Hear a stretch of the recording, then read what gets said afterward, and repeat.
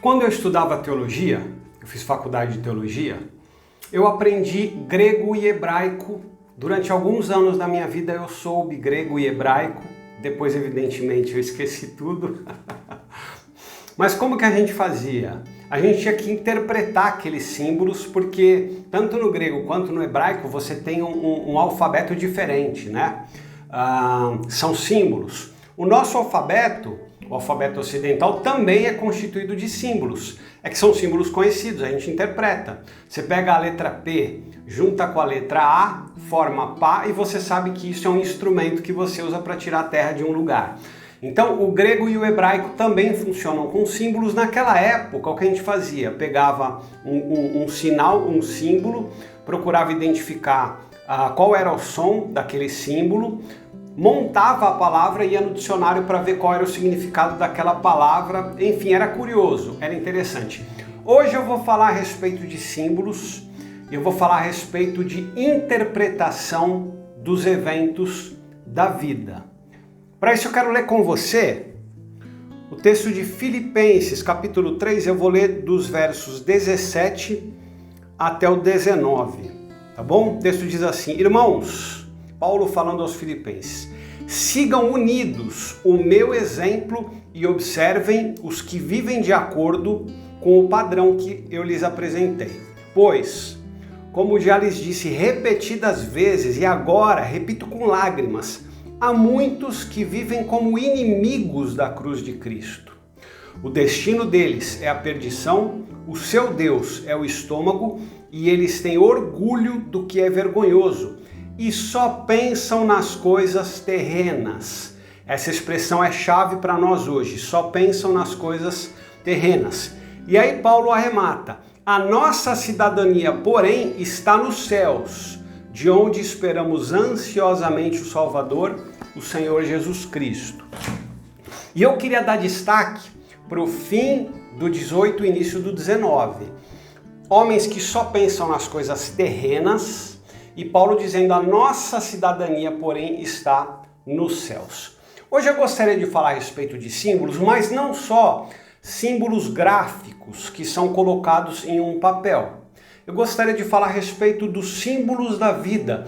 Tudo aquilo da vida que a gente olha e interpreta, aquilo que a gente olha e faz uma leitura. Por exemplo, se você está andando no centro de uma grande cidade e você vê um homem andando no asfalto, descalço, se ele tem os pés sujos, se ele inteiro está sujo, se ele está descabelado, se ele está enrolado em um cobertor, às vezes só está com uma bermuda, um short, não tem nenhuma camiseta. Você olha para aquilo e você interpreta aquilo que você está vendo. Você pensa: é um mendigo. Ele não tem onde morar, ele não tem o que comer, ele vai comer de favor, ele não tem trabalho, ele está longe da família dele, ele não deve ter autoestima. Então você olha aquela cena e você interpreta aquela cena. Aquilo é um símbolo. Se a gente for pensar em um contexto bíblico, olha só que interessante, os símbolos eles podem até mudar ou ter o seu significado mudado.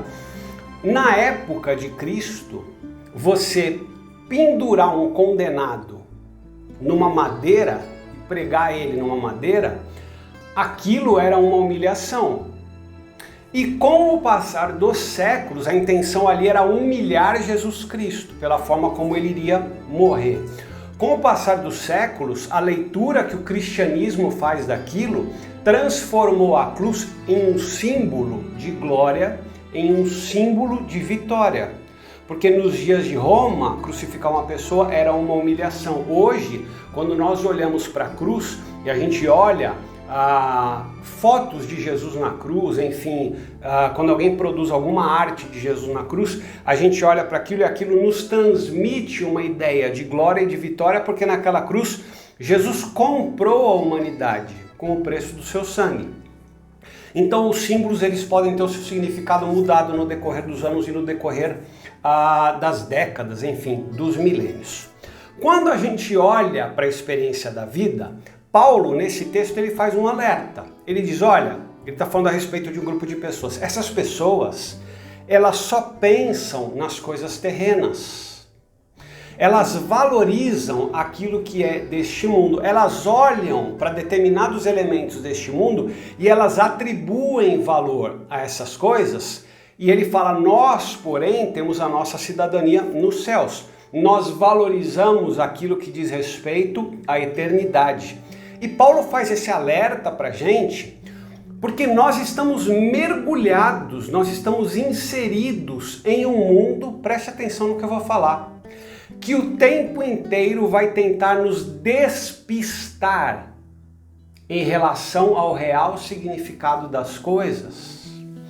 O mundo o tempo inteiro vai tentar nos enganar em relação àquilo que é importante, aquilo que tem valor, e aquilo que não é importante, aquilo que não tem valor. No dia a dia, nós somos enganados, nós somos despistados em relação a isso.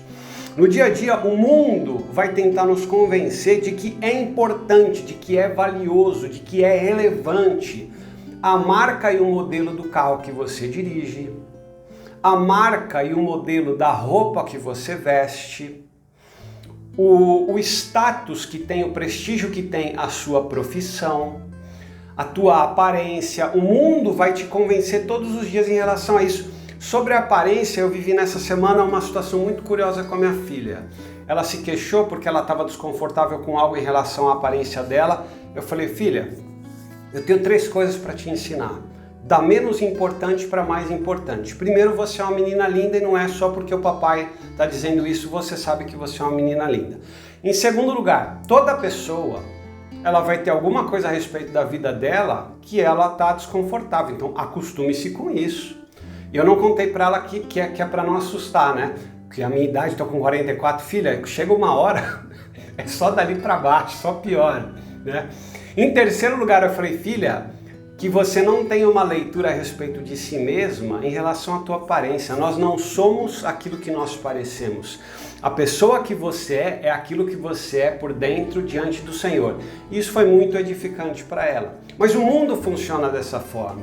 Eu me lembro, também nos tempos da faculdade, já que eu falei aqui de grego e hebraico, que eu já esqueci, eu me lembro de ter lido Nietzsche na faculdade, não por instrução e orientação de professores, mas eu estava naquela fase em que eu queria ler tudo, queria ler os filósofos, queria ler Kant, enfim, fui ler Nietzsche. E aí eu li um livro chamado Genealogia da Moral. E Nietzsche, que além de ser um filósofo, ele era um filólogo, ele era um estudioso da linguagem, dos idiomas, da origem da linguagem. E ele dizia que a palavra bom, em vários idiomas, tinha a sua origem naquilo que diz respeito à nobreza, à beleza, à riqueza, ao poder, à influência.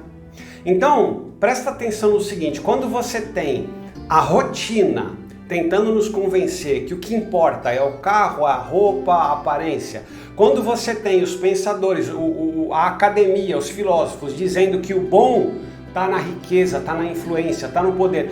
E às vezes o nosso próprio coração, não sei se eu posso dizer às vezes ou o tempo inteiro, tentando nos convencer disso, que desafio que é nós termos uma correta interpretação dos eventos da vida. A gente poder olhar para situações e fazer uma interpretação adequada.